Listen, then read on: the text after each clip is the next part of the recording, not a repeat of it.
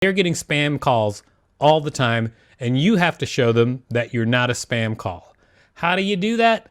Well, this is episode 76 of the Alt Arts Academy podcast, How to Contact Industry with Dean Victor Varnado and Vice Queen Roxy Lim. Hey everybody, welcome to the Arts Academy podcast. I am Dean Victor Varnado. This is Vice Queen Roxy. We're here ready to tell you everything about the mechanics of the worlds of entertainment. Everything you need to know about the mechanics of entertainment. Check us out at artsacademypodcast.com, and we're Alt Arts Academy on all social media. So what are we talking about today? Really easy. Today we're going to talk about a question that I get a lot, which is how to contact industry. In fact, we're going to be recording 2 episodes back to back. In the first episode, we're going to talk about how to contact industry. And then the second episode, we're going to talk about how to get industry to take you seriously. And I actually think that the second episode is probably more important than the first episode. However, I think that people who are newer to the industry think that the first episode is more important, which is like how to get a hold of people. Anyway, so we're about to do this. How do you feel about it, Vice Queen Roxy? I'm really excited. Is that your excited voice? Yes, it is. This is my baseline. All right. Yeah. So let's get into it. Yeah, let's get into it. Okay, so and if you're out there and you have a question, please ask your questions. It should come up in our comments, and then we'll be able to throw it on the screen so that you can see it. Thanks for hanging out. Let's get started. How to talk to industry. So before we talk about how to talk to industry, let's talk about what I mean by industry. And if you are a filmmaker, comedian, writer, etc., I think we have the same basic idea. People think of industry as either people who are the gatekeepers for furthering your type of work in your career. Like, say, if you're a writer, you might think of industry as the acquisitions person at Penguin Random House, the person who decides whether or not a book goes forward. Or you might also think of industry as an agent, a literary agent. Same thing with a comedian. It could be an agent or a manager, or it could be, you think of industry as like development people at a network. Usually somebody who works at some place where if only they gave you this one thing, then you'd be fine, you'd be famous, and you'd be rich. That's what people think of industry as, those people that are holding the keys of all that stuff. First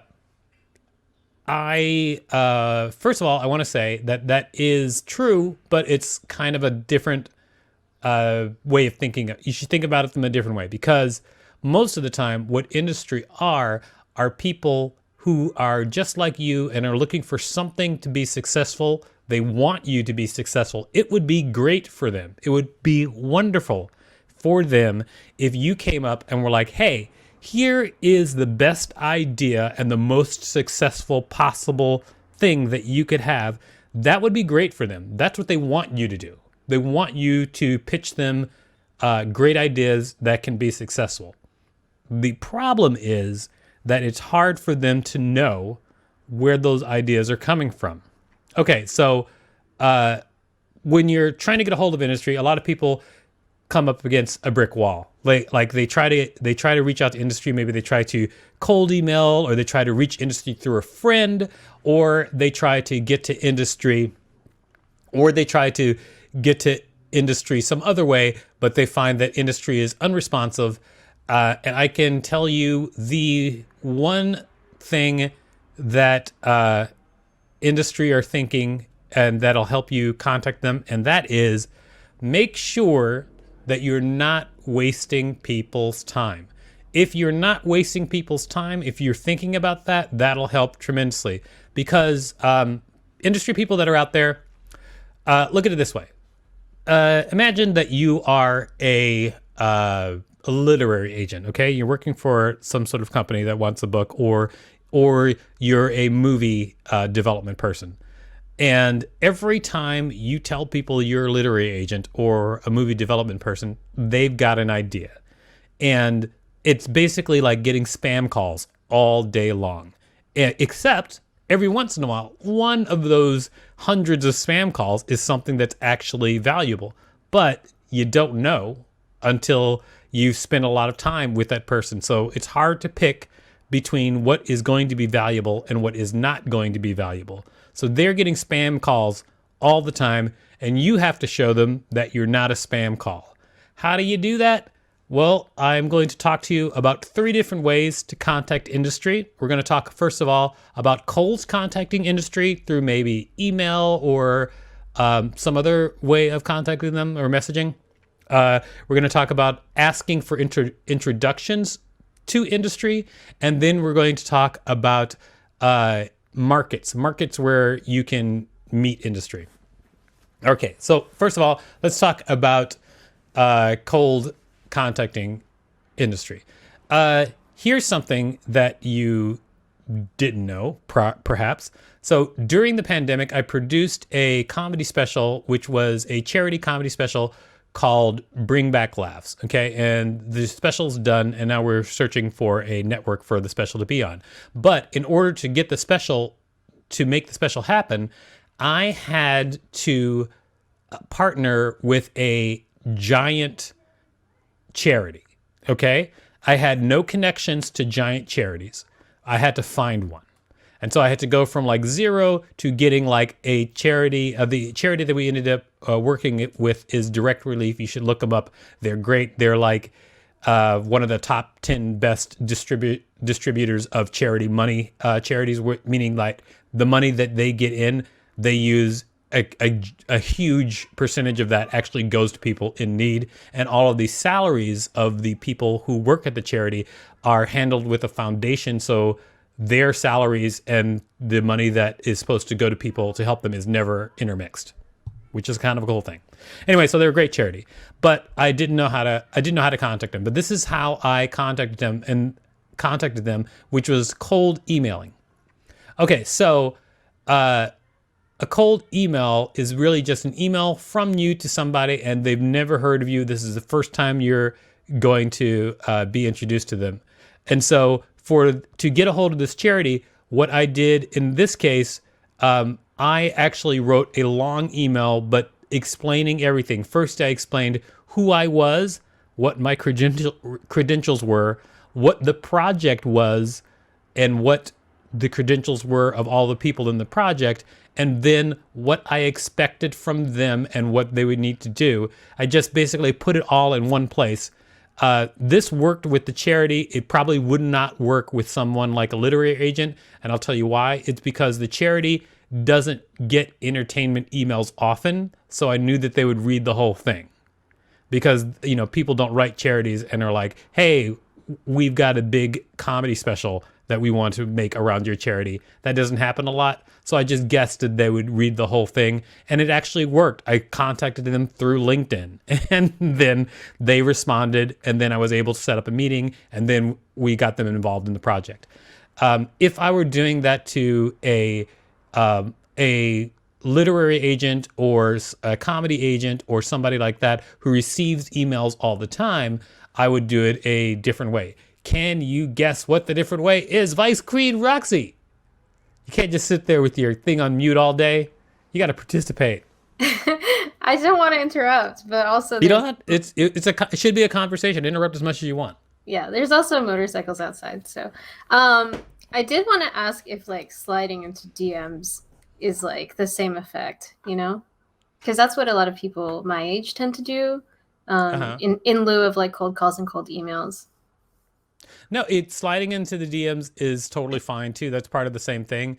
And this is, I think everything like this refers to the same thing, because basically I slid into their DMs on LinkedIn. That's basically what happened. But the way to contact people who normally receive solicitation is with the absolute shortest email possible. That does somewhat of the same thing. For instance, I've talked about this before, but when I first made the Awkward Comedy Show and I was trying to sell it to Comedy Central, I didn't really know people at Comedy Central. So my first email to them was, hello, I made a comedy special and I listed all the comedians, and they were not big names at the time. I mean, they sound like big names now. It was Hannibal Buress, Eric Andre, Baron Vaughn, Marina Franklin. Definitely big names now, but at the time, nobody was. And so I said, I made a comedy special with these comedians. I have a 90-second trailer. May I send it to you? That was my entire email. It took like a week and a half before they actually got to the email, but because it was so simple and it was like a simple ask, then they said, yes, send me your trailer. And then so I sent them a 90-second trailer, and that's all so basically I'm asking for very little time, but I'm going to give you everything you need to prove that I know what I'm doing. So that's basically what I'm saying. I'm trying to take up as little of your time as possible, because I know you get spam every day. And I've prepared, and I'm asking for very small amount of your time so that I can prove that what I'm about to do is worthwhile. They watched the 90-second trailer that I made, and then they got back to me and said, hey, do you have this whole thing? We'd love to see the full piece. And that was 90 minutes, the full piece. So I sent them the full piece. They reviewed it, and then they got back to me and they said, hey, we'd like to license this. So it was really just the shortest email possible with a very small ask. And then I asked for slightly larger things as I move forward. And that is the way I would suggest you cold email anybody. Translate that, of course, to whatever you're doing. If you are trying to get a book published, then you might say, hey, I've written for this, and this paper. I've written for this, and this paper. I have a book that I'd like to talk to you about. Here's the log line. May I send you a sample chapter, or may I send you the book proposal? Then they'll have time to look and think about it, and then they'll either say yes or no. Hopefully yes. Anyway, that is the cold emailing plan. If anybody has any questions about the cold emailing plan, do it. Otherwise, we're also going to move on. Put a name in the email they recognize. That absolutely helps. When I was emailing Comedy Central, we were all like unknown comedians at the time. But I think that people had heard, actually, I think people had heard of Marina Franklin at the time. And so that helped.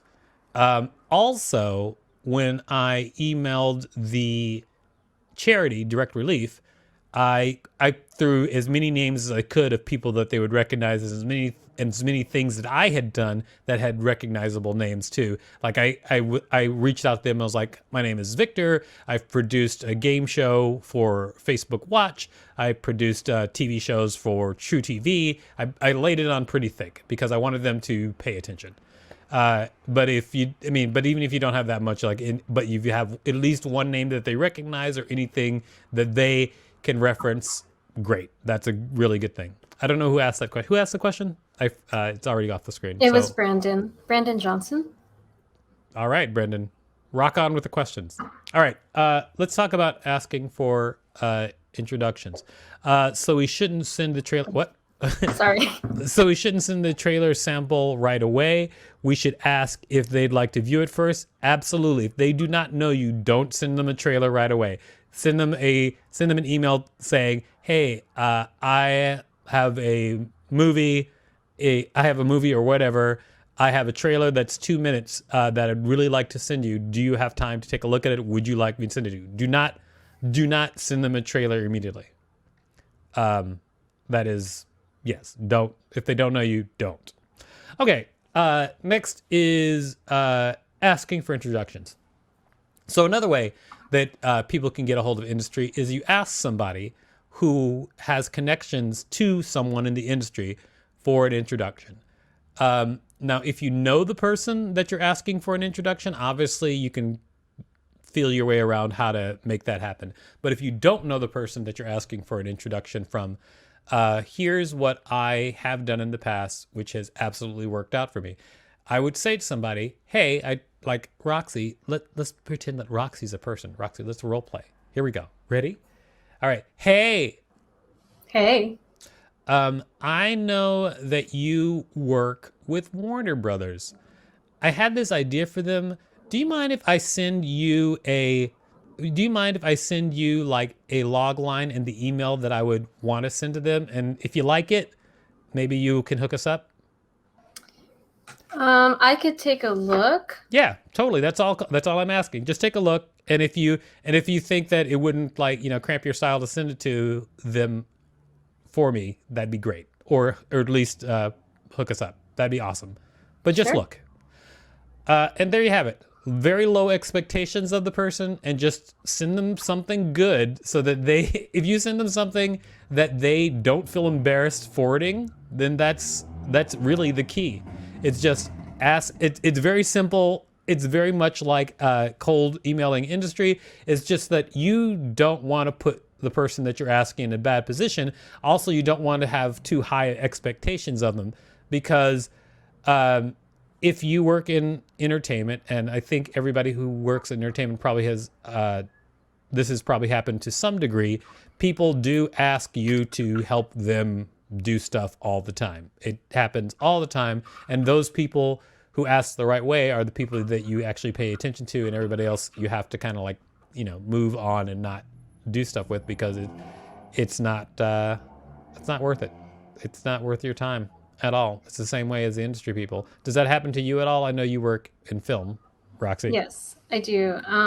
It does happen to me quite a lot, where it's not that I can't always, or that I don't always want to help with requests if someone wants me to look into their campaign or help them with a project. It's Mm-hmm. a lot of times about availability and resources. So Yep. if I can't fulfill it, I'll try to find someone who meets that need, but it's not always going to happen, especially if it's not pitched to me in like a very professional way. So Yeah, exactly. If it's not pitched to you in a professional way, then it's a problem, because you don't want to.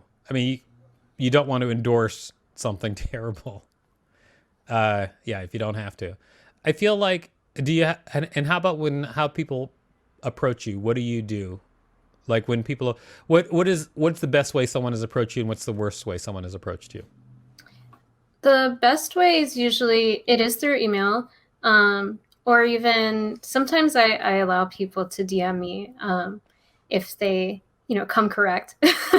But there have been bad emails and bad DMs where it feels very spammy, or they're not very like personal. They're not really trying to make a personal connection to me. They're just like, here's my info, here's what I'm doing, here's a link, and then nothing really to give me like a view of that person or why they're doing this project. Yeah, that's true. I mean, I think that an impersonal email is just death. I mean, especially if you don't know somebody. I mean, that's an example. It sounds like the person doesn't know you very well, right? Yeah. Yeah, and if you don't know someone very well, like it's a favor that you're asking them for, so treat them as such. Always. Uh, anyway, cold emails. That is how I would suggest you reach out to people. I'm sorry, asking for introductions. That's how I think you should reach out to people. Is again, ask very little, have very low or non-existent expectations, and be as polite and nice as you possibly can be. Hmm. That would be the way to go, is what I would suggest. All right, now, if we have any more questions about that, we're going to move on to the last part of what we're talking about, which is content markets. Now, if you looked up content marketing or content markets right now, what you would find is companies where you can order writers to write articles for you. That's not what we are talking about right now. What we're talking about is a type of content market where people who make content, or people who have content like books or films or whatever you've got, where you go and you meet industry. Now, if you are a musician, this could also be a music festival. If you're a comedian, this could be a comedy festival.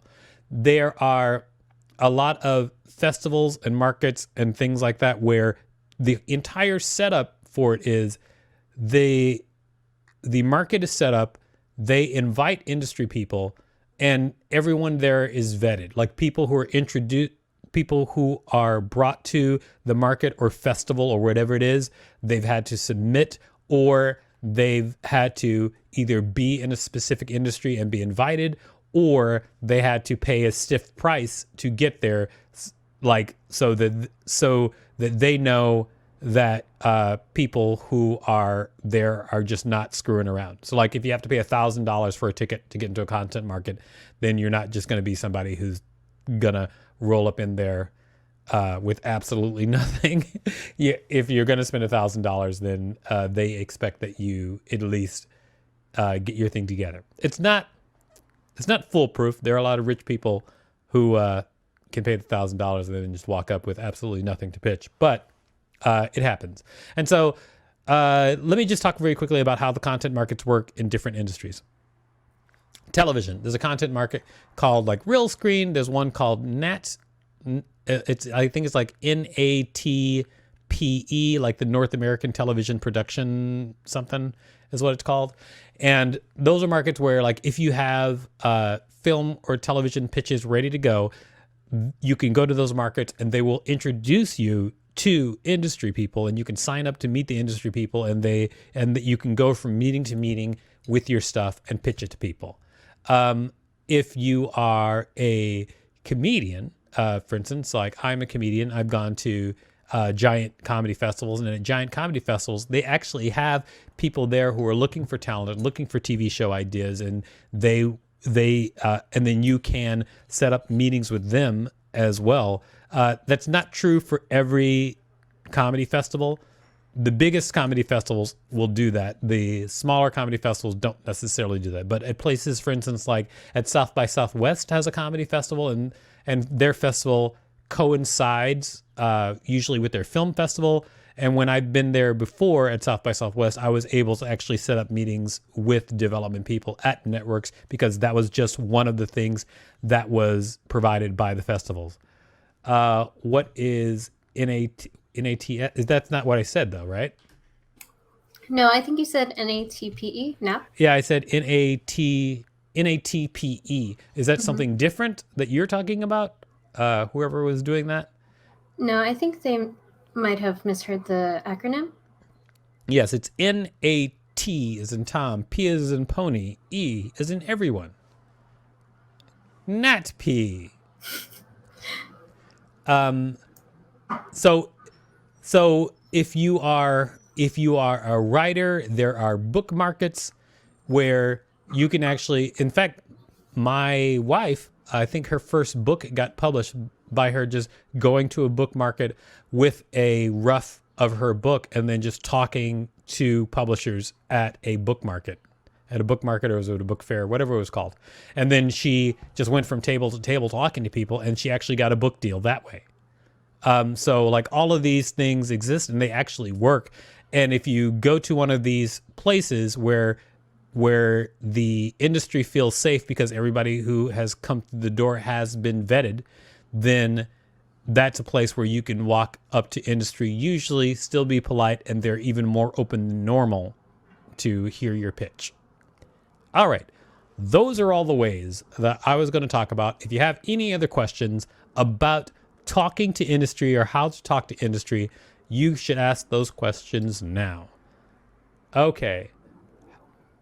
How should we format email Why am I doing this? I don't have my reading glasses on, you guys. I'm putting on my reading glasses. I was like, why is this weird to read? Boom. How should we format email signatures? Okay. So what info should we email signatures have? And I think that you actually don't have to have anything special in your email signature. When I used to email people, I would always put my phone number, but nobody's ever called the phone number. They would always just email me back. So I would say you don't really have to put anything in your email signature. In my my business now, like my production company, my email signature has my my contact information and my phone number, just because like most of the people I'm dealing with in business, like sometimes there's an occasion to call me. If there's an emergency, I want them to be able to contact me. So my email signature is just basically all the information that is on my business card, which I will not share with everybody, but you can see that all the, it has my phone number, and it has my my business email address and my website. So all of that information is on my business card. It's actually an image that looks exactly like this, except with all the information on it. That's what's on my email signature. All right. Does the same process apply if you're stand-up comedian contacting a club booker or manager? No, actually, it does not apply. But we did just do an episode about how to get booked at clubs and talk to people. I think it was just released like a week ago. Yes. So that episode is there. Go to Arts Academy podcast, and you can find it. Yeah, we featured Rebecca Trent of Creek and Cave. Yeah, Rebecca Trent, who owns the Creek and the Cave in Austin. She talked about how to approach her, and we also talked about how to approach other club bookers. So it's not exactly the same, but we do talk about that. And please just, click on that thing and enjoy it. Just put it in your brain. All right. So I'm going to say that this episode is over. Thank you so much, Roxy, for what you've done. And thank you, everybody, for your questions. You can check us out at artsacademypodcast.com and Alt Arts Academy on all social media.